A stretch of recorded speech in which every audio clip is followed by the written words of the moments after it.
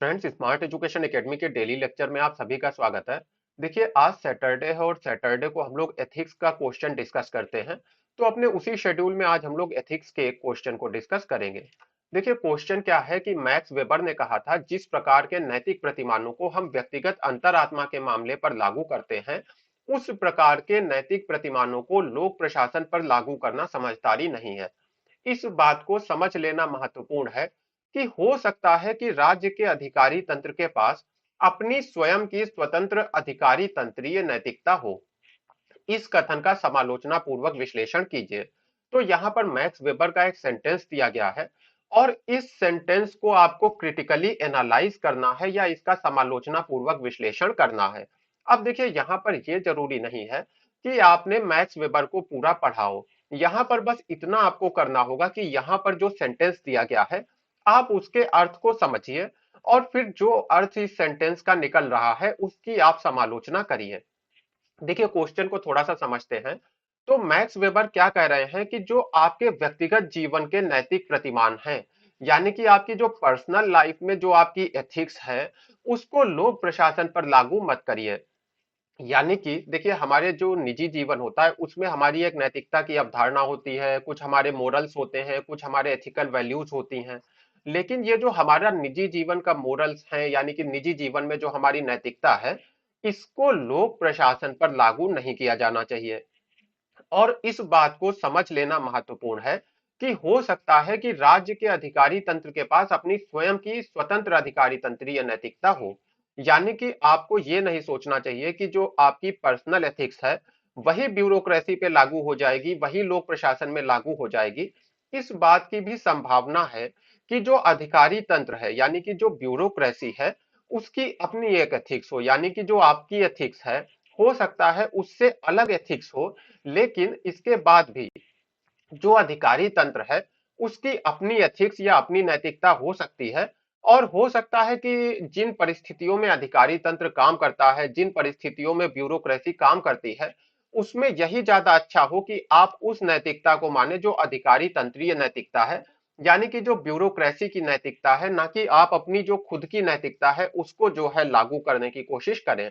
अब देखिए, शब्दों में अभी हो सकता है आपको समझने में दिक्कत आ रही हो। तो जब इन्हीं चीजों को मैं एग्जाम्पल से बताऊंगा तो आपको और क्लियर हो जाएगा। देखिए, निजी नैतिकता का क्या मतलब है।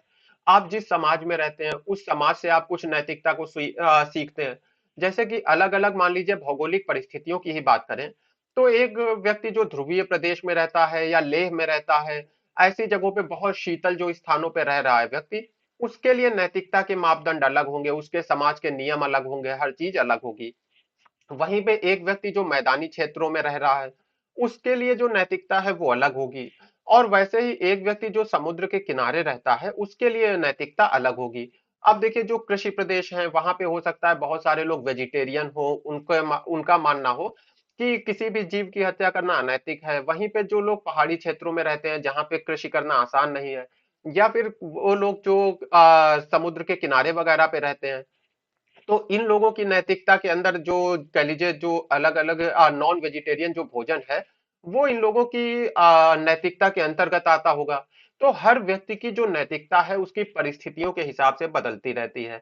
इसके अनुसार, इसके ही साथ देखिए, जो संस्थाएं होती हैं उसके अनुसार भी नैतिकता की परिभाषा बदल जाती है। जैसे आप एक एनजीओ में काम करते हैं तो आपके लिए नैतिकता अलग होगी। आप मान लीजिए एक प्राइवेट कंपनी में काम कर रहे हैं, आपके लिए नैतिकता अलग होगी। आप एक राजनैतिक संगठन में काम कर रहे हैं तो आपके लिए नैतिकता अलग होगी।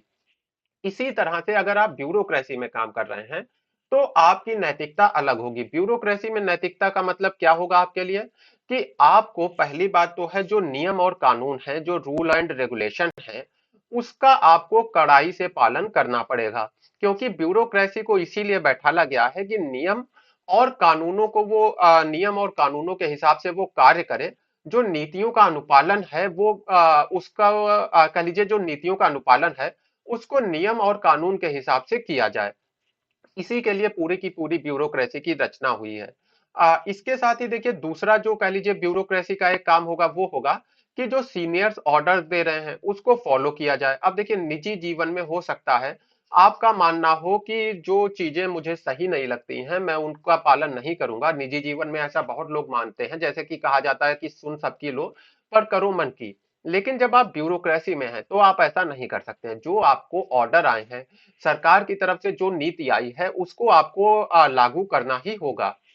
यानी कि जो ब्यूरोक्रेसी है, उसकी नैतिकता और जो निजी जीवन की नैतिकता है, उसमें काफी कुछ अंतर है। अब देखिए इसके कुछ और एग्जाम्पल समझिए। मान लीजिए आपके सामने एक भूखा व्यक्ति है। निजी नैतिकता आपकी हो सकती है कि आप अपनी जेब से पैसे खर्च कर देंगे और उस व्यक्ति को भोजन खिला देंगे। लेकिन देखिए वहीं पर जब आप एक अधिकारी के रूप में बर्ताव कर रहे हैं, तो आप सरकारी राजकोष का जो प्रयोग है, अपनी निजी नैतिकता को ध्यान में रख के नहीं करेंगे। सरकारी राजकोष का प्रयोग आप तभी करेंगे जब इस व्यक्ति को लाभ देने के लिए सरकार ने आपको अनुमति दी हो। यानी कि अगर रूल एंड रेगुलेशन के तहत आप ऐसा कर सकते हैं, तभी आप ऐसा करेंगे। निजी नैतिकता के आधार पे आप ऐसा नहीं करेंगे। इसी तरह से कोई व्यक्ति बीमार है, हो सकता है आप अपने पास से कुछ पैसे खर्च कर दें। आपकी नैतिकता के अंतर्गत ये आता हो कि जो व्यक्ति बीमार है उसको लाभ पहुंचाया जाना चाहिए, उसको सहायता की जानी चाहिए। लेकिन जब आप एक सरकारी ऑफिसर हैं, तो आप ऐसा नहीं करेंगे कि इस व्यक्ति का आप फ्री में इलाज करवा दें। जो सरकार के नियम है, जो कानून है, उसी के अनुसार आपको काम करना होगा। अच्छा देखिए इसी तरह से मान लीजिए किसी जगह पे जल विद्युत परियोजना बन रही है, तो अब हो सकता है आपकी निजी नैतिकता कह रही हो कि जिन लोगों को घर छोड़ के जाना पड़ रहा है, उनको चाहे जितना भी मुआवजा दिया जाए वो कम है, क्योंकि लोगों का अपने स्थान के साथ एक जुड़ाव होता है। तो आपकी निजी जो नैतिकता है शायद इसको अच्छा ना मान रही हो। लेकिन क्योंकि सरकार का जो प्रोटोकॉल है, उसको आपको फॉलो करना पड़ेगा। अगर सरकार ने कहा है कि इस जगह को खाली करवाना है, यहाँ पे बांध बनेगा, तो उस चीज को आपको करना पड़ेगा।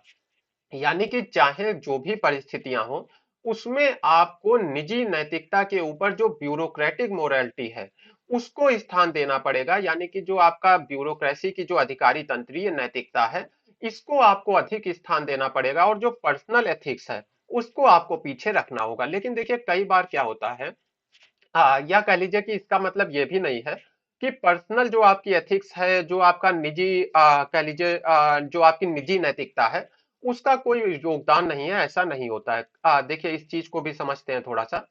अब मान लीजिए ईमानदारी की बात करें, तो ईमानदारी ऐसी चीज है जो कहीं पे भी आप जाएं, किसी भी जगह पे आप काम कर रहे हो, ईमानदारी का गुण तो आपके अंदर चाहिए ही होगा। चाहे आप एनजीओ में काम करें, प्राइवेट कंपनी में काम करें या लोक प्रशासन में काम करें, यानी कि पब्लिक एडमिनिस्ट्रेशन में वर्क करें, आपके अंदर ईमानदारी होना चाहिए।